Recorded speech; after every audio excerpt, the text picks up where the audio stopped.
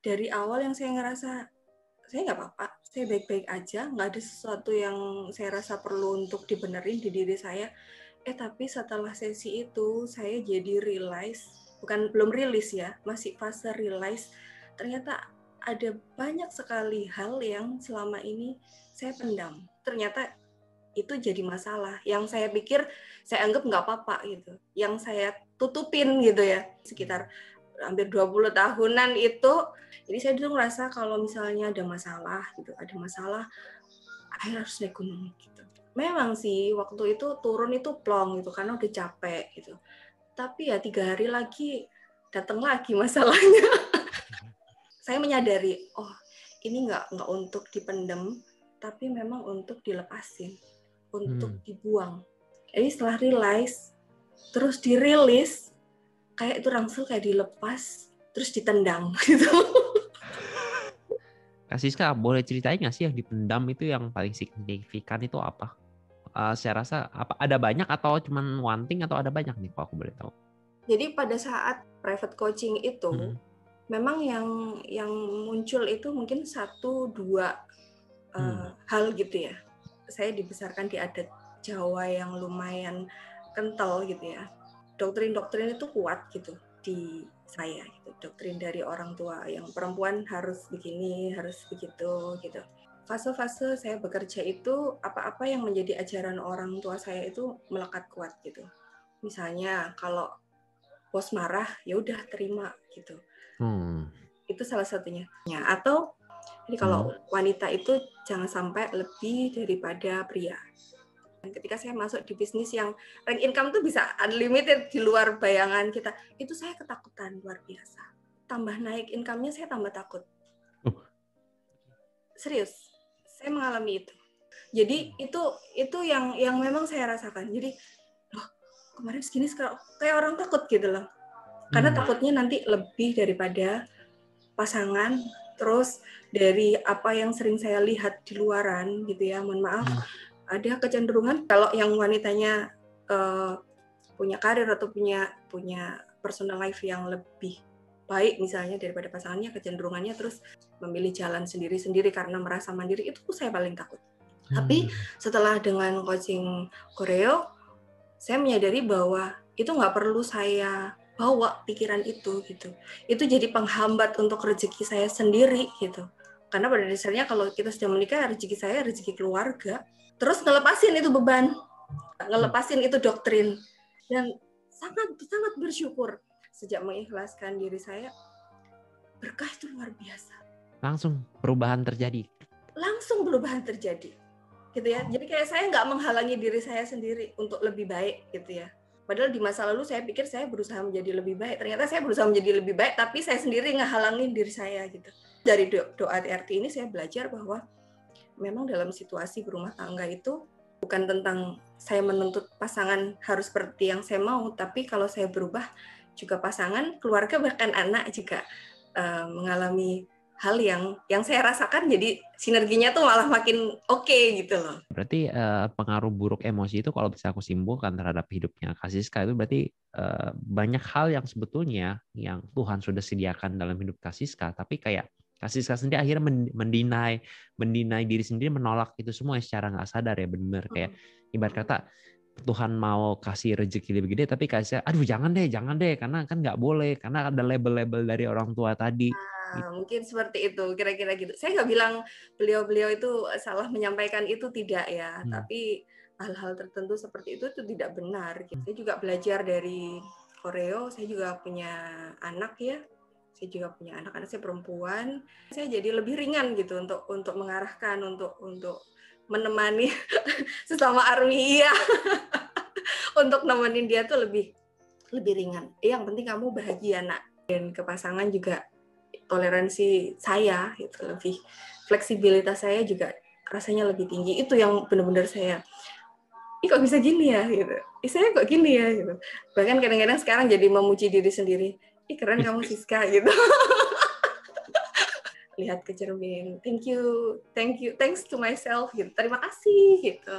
Berapa lama ya Kak Siska sama Koreo coaching untuk ngelepasin emosi-emosi itu berapa lama, aku boleh tahu? Sesi rilis emosinya? fase ngerilisnya cuman 10 menit atau 15 menitan, selebihnya ngobrol gitu. Nafas dalam, terus kemudian yang saya ngerasa benar-benar rangselnya copot gitu. Itu mungkin sekitar 10 menitan aja, 10-15 menit lah. Menurut Kak Siska untuk emosi-emosi ini apakah sudah hilang permanen atau belum tuh yang tadi Kak Siska sebutkan kayak denial, terus juga tentang label-label kayak bos apa, kalau bos marah sendiri rutin, terus juga kalau wanita nggak boleh lebih dari pria, itu apakah masih ada di Kak Siska atau sudah hilang permanen label-label itu semua, emosi-emosi itu semua? Yang disebut tadi udah hilang. 100% bagisnya kayak ditendang ya kata kasih Iya. Jadi saya ngerasa lebih enjoy gitu. Trauma saya itu boleh ya nih? Boleh dong. Semuanya dikeluarkan Kak Siska, semua ini bah. Yang soal naik gunung, soal belanja itu kan udah di luar coachingan privatnya itu. Kalau 3 hal tadi mungkin itu masuk di coachingan privat yang saya sampaikan dan seterusnya gitu. Tapi saya ngerasa saya bisa rilis gitu loh. Saya bisa sendiri ya, ngelakuin sendiri ya ini berarti ya Kak Siska ya. Iya, ngelakuin sendiri. Itu tentang pikiran ya. Tentang pikiran itu sih, oh bisa ternyata. Trauma, jadi saya dulu SD kelas 6 praktek masak-masakan. Tangan saya itu kena minyak panas gitu. Jadi lepuh beberapa jari. Terus sejak waktu itu, almarhumah ibu saya agak-agak ngelarang saya ke dapur gitu.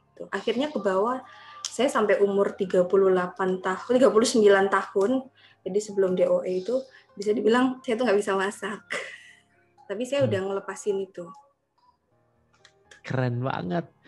Mungkin bagi sebagian orang simple ya, kalau yang nggak ngalamin sih, cuman nggak bisa masak. Mungkin teman-teman di sini kalau yang nggak ngalamin, itu kelihatannya simple. Tapi kalau yang kita ngalamin sendiri itu gila banget. Karena itu benar-benar kayak apa ya, traumatik yang benar-benar kayak satu tembok yang gede. Ya kalau itu nggak dilewatin ya benar. Nggak akan terus. Itu makanya Mas bilang keren banget. Mungkin kelihatannya simple gitu masak. Tapi saya ngerti Kasiska masak karena saya pernah ngerasain hal itu. Tapi mungkin dalam case yang berbeda. Kalau Kasiska case-nya masak, kalau saya mungkin case-nya lain. Jadi kayak untuk ngelewatin titik itu tuh kayaknya kayak mungkin bisa, kayak kita entah bisa jadi diem sendiri, nggak mau ngelakuin tuh nggak mau, kayak nggak bisa gitu, benar-benar kayak nggak deh pokoknya. Gitu kan, sebenarnya kan labeling sama diri sendiri.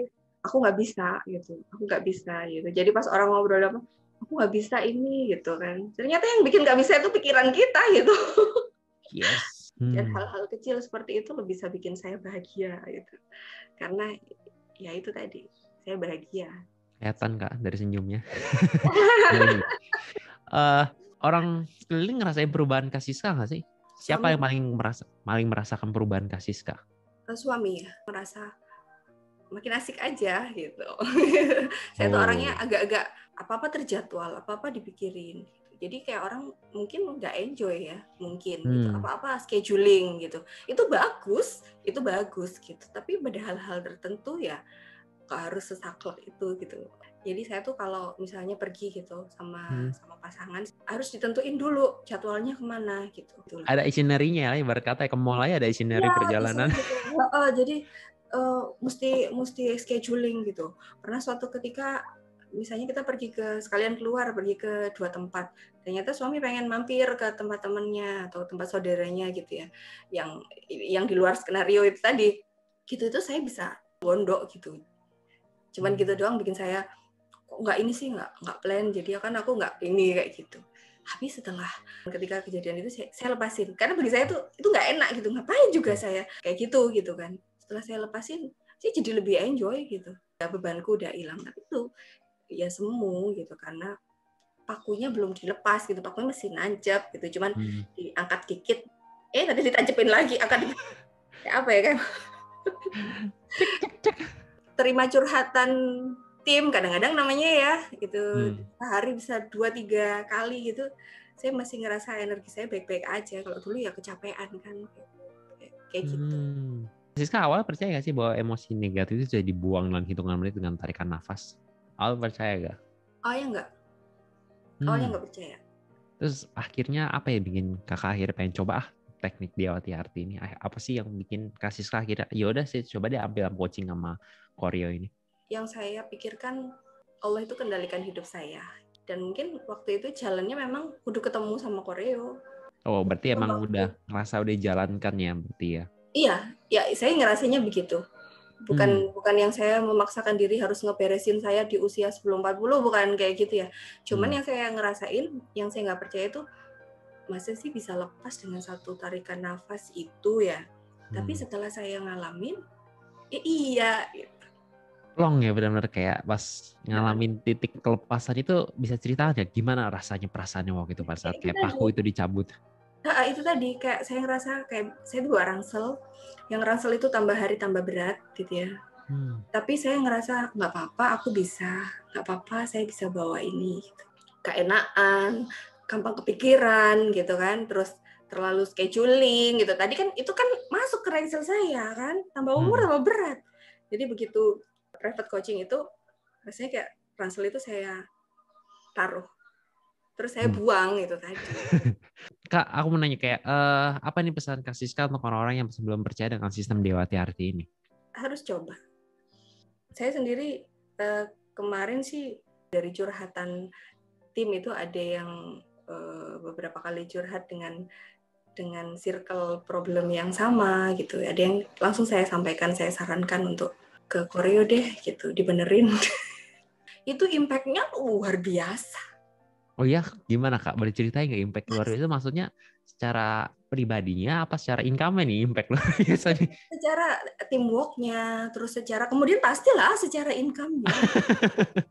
Jadi saya pikir kalau semua orang semakin banyak yang kenal metode ini, apalagi tim saya, itu luar biasa. Bukan hanya pengaruh baiknya itu bukan hanya ke bisnisnya, bukan hanya ke income-nya, bukan hanya ke happy-nya dia gitu kan, tapi juga sampai ke keluarganya gitu. Karena dia juga, mereka kadang-kadang terus cerita gitu, sekarang udah nggak terlalu ini ya.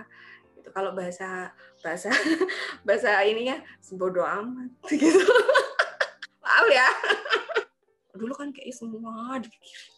Emang lu siapa? Wonder Woman. Bolehlah namanya Saras. Kebetulan nomor HP saya angka belakangnya juga 008 gitu. Tapi kan saya nggak harus jadi seseorang yang selalu mampu gitu. Kalau saya dulu kayaknya kalau kamu nggak bisa, itu nggak bisa masak aja gitu. Kalau di challenge yang lain tuh pasti kayak jiwa kompetitifnya tuh muncul gitu. Kalau sekarang ya udah saya jalanin dengan enjoy gitu. Bukan karena pengen dinilai orang lain keren gitu, enggak. Menurut Kak Siska ini setuju nggak bahwa ini adalah sebuah penemuan baru yang layak untuk dapat rekor muri? Sangat layak. Kenapa Kak Siska?